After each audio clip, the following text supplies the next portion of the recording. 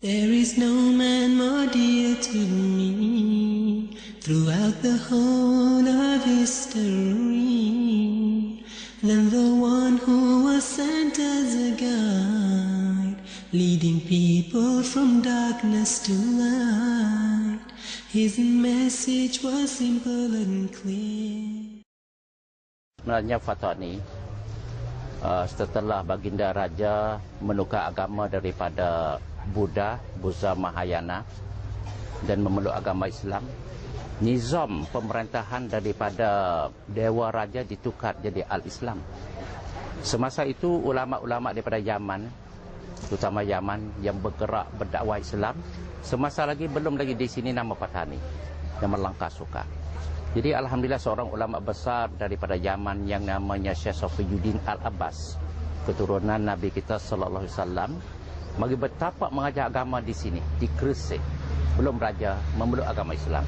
Sampai baginda memeluk agama Islam. Dan beliau dapat dianugerah daripada istana untuk menjadi Datuk Fiqh di raja. Dan dua orang putera raja pun jadi santri, jadi pelajar pondok bagi pondok Syekh Safiyuddin Al-Abbas. Maka itulah yang jadi satu anugerah pilihan Allah SWT supaya bumi Fatani ini menjadi ardul ulama, bumi ulama. Maka di dalam di sini perkembangan pondok daripada Syekh Safiyuddin Al-Abbas yang bermula sejak tahun 1400 Masehi sampai sekarang 600 tahun lebih. Syekh Daud bin Abdullah Al-Fatani adalah ulama yang terbilang di dalam abad ke-19. Beliau adalah warisan daripada Syekh Safiyuddin Al-Abbas. Jadi Syekh Daud Al-Fatani di sinilah yang tempat ulama membangunkan sebagai markas Jamiah Ulama Fatani Darussalam hari ini. Ini adalah tempat kelahirannya Syekh Daud bin Abdullah Al-Fatani. Jadi kalau kita kembali kepada sejarah silam 244 tahun yang lepas, itu adalah kelahiran seorang putera yang menjadi sinaran permata ulama Fatani, Daud bin Abdullah Al-Fatani, lahir di sini. Daripada sini dia belajar agama daripada ayahnya, daripada datuknya. Dan sebelum ke Aceh, Syekh Daud belajar di Pondok Pobok. Pondok Pobok ni setempat daripada Pondok Fatani yang jadi waliullah, iaitu Syekh Abdul Rahman Mubin Al-Fatani. Di Pondok Pobok itu Syekh Daud sempat menemu dengan seorang ulama besar Nusantara, iaitu Syekh Muhammad Arsyad Al-Banjari. Dan begitu juga ulama daripada Palembang, Syekh Syahid Abdul Samad Al-Palembang ini juga Pondok Pobok. Ketiga-tiga ulama besar ini adalah tiga rangkai ulama permata Nusantara yang belum nak sama pelajaran ke Mekah itu di bumi Fatani dulu, yang jadi tempat menyinggah, menyedok ilmu Islam. Jadi alhamdulillah ini adalah satu fakta sejarah yang sudah orang sini ketahui. Dan alhamdulillah daripada pondok, sejak daripada Syekh Safiyuddin Al-Abbas yang jadi pengasas sampai sekarang, pondok itu dapat bertunas sampai sekarang, hingga sampai sekarang. Jadi maka alhamdulillah oleh kerana kesedaran inilah Fatani menjadi satu benteng di Nusantara untuk mempertahankan Islam yang mengamalkan sunnah itu as-sunnah wal jamaah daripada sini. Yang kesemua ini adalah pusaka daripada pendakwah dan ulama daripada Al-Yamani. Jadi itu adalah satu perkara yang wujud di Fatani.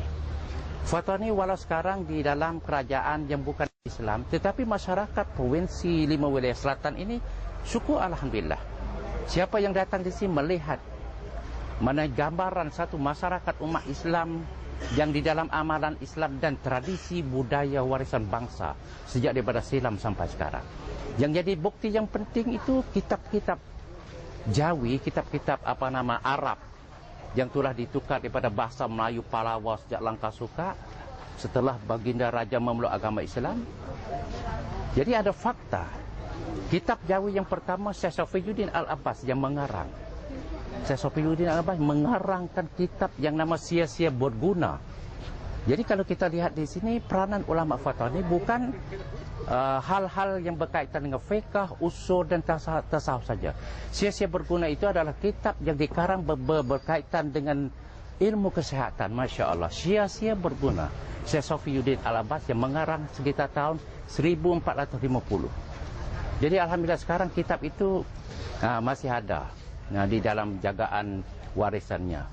Jadi di sinilah yang menjadi satu perkembangan satu kehebatan bagi Patani ini dapat gelaran sebagai cermin dan serami Mekah.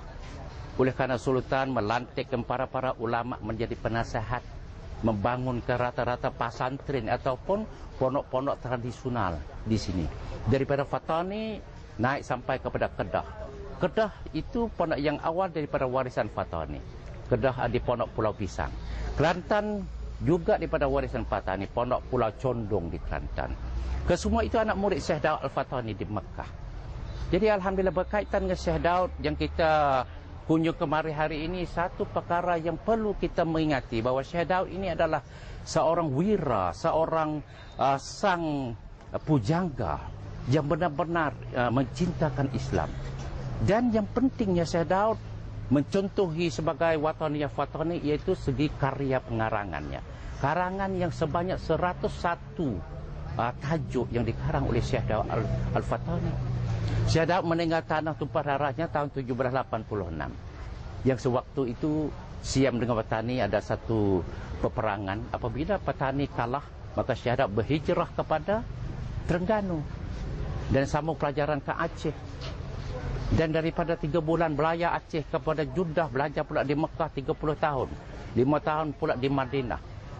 Dan Syekh Daud dapat anugerah daripada kerajaan Utsmaniyah Turki yang dapat gelarannya Al-Alama Al-Alim Al-Arif Ar-Rabbani Syekh Wan Daud bin Wan Abdullah bin Idris Al-Fatani.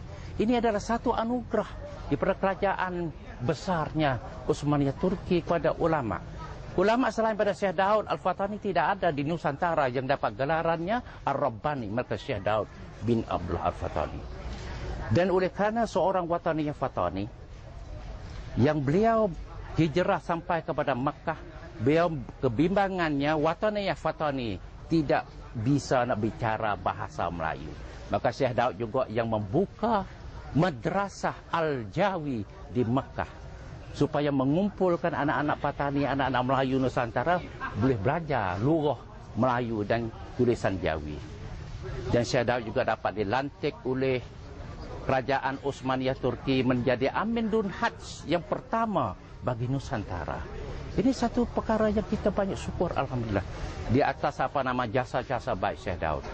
Dan dia terkenal itu bukan sekadar di kita Nusantara, bahkan di dunia Islam seluruhnya. Jadi ini adalah satu perkara yang kita syukur alhamdulillah. Apabila ulama-ulama 5 wilayah sempadan selatan sekarang, ulama dapat mengumpul untuk membangunkan jamiah ulama yang kita sudah membangun 20 tahun dahulu di Pondok Dala. Tapi hari ini alhamdulillah sebagai perkembangan yang terbaru, mana kita dapat kerjasama ulama dan orang awam, orang umat Islam, kita dapat tapak tanah yang bertuah ini. Ini adalah tapak tanah kelahiran Syekh Daud bin Abdullah Al-Fatani. Ini adalah tanah airnya. Seorang orang besar daripada Indonesia, Syekh Qadir Al-Mandiling, tua punya kitab penawar bagi hati. Syekh Qadir Mandiling, ulama besar Indonesia. Apabila dia tamat pelajaran di Kedah, di pondok di Kedah, dia berlafar, berniat kata belum nak sambung pelajaran di Mekah, dia akan mari ke Patani untuk berjinjak tapak tanah Syekh Daud bin Abdullah Al-Fatani. Beberapa bulan di sini, Tuan Guru Tok Gelang Mani membawa menunjuk di sinilah tempat kelahiran Syekh Daud. Yang sekarang tertinggalnya pusaka telaga saja. Jadi Syekh Qadir terus mandi di telaga itu dan turun di sungai. Tawaf 7 kali sambil berdoa, ya Allah, mintalah tapak kaki aku ini menjinjak bekas tapak kaki sang sarjana ulama Daud bin Abdullah Al-Fatani. Ini adalah satu perkara yang ada kaitan dari segi rohani kejiwaannya ulama. Jadi alhamdulillah kita sudah bukti bahwasanya dengan barakahnya, dengan jasa baiknya, ulama semua dapat mengumpul. Ulama dapat mengumpul supaya menjadi benteng bayangan tumpangan ummah. Sebab sekarang ini di Nusantara kita sudah melihat perkembangan agama Islam itu akidah as-sunnah wal jamaah mesti mempertahankan. Maka insya-Allah kita berdoa, kita haraplah kepada Jamiah Ulama Fatani Darussalam ini sajalah yang dapat mempertahankan akidah as-sunnah wal jamaah, mazhab Syafi'iyah. Belum kita nak tambat dari segi memberi maklumat ini, tiap-tiap kitab karangan Syekh Daud diakhirinya dengan namanya Daud bin Abdullah Fatani, negeri lahirnya. Syafi'i mazhabnya. Itulah Syekh Daud bin Abdullah Al-Fatani.